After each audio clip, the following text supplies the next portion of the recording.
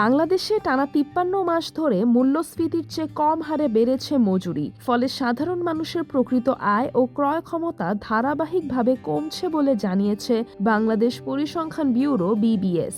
সর্বশেষ তথ্য অনুযায়ী ২০২৬ সালের জুনে মূল্যস্ফীতি ছিল ৯.১৬%, অথচ মজুরি বেড়েছে মাত্র ৮.১৮%। অর্থাৎ আয় বাড়লেও জীবনযাত্রার ব্যয় আরও দ্রুত বাড়ছে।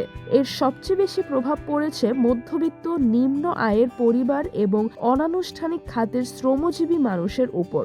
অনেক পরিবার সঞ্চয় ভাঙছে, ঋণ নিচ্ছে, এমনকি দৈনন্দিন খাদ্য ব্যয়ও কমাতে বাধ্য হচ্ছে।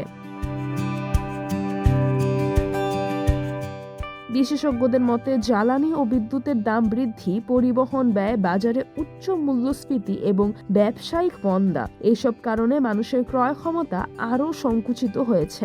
একই সঙ্গে দেশের প্রায় ৫ কোটি অনানুষ্ঠানিক খাতের কর্মী সবচেয়ে বেশি চাপে রয়েছেন।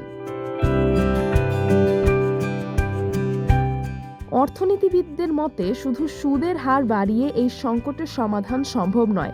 বাজার কারসাজি নিয়ন্ত্রণ, কার্যকর মজুরি নীতি এবং কাঠামোগত সংস্কারের মাধ্যমে মানুষের ক্রয় ক্ষমতা পুনরুদ্ধার করা জরুরি। সিজরাতুল আভা, দৈনিক আওয়ার বাংলাদেশ।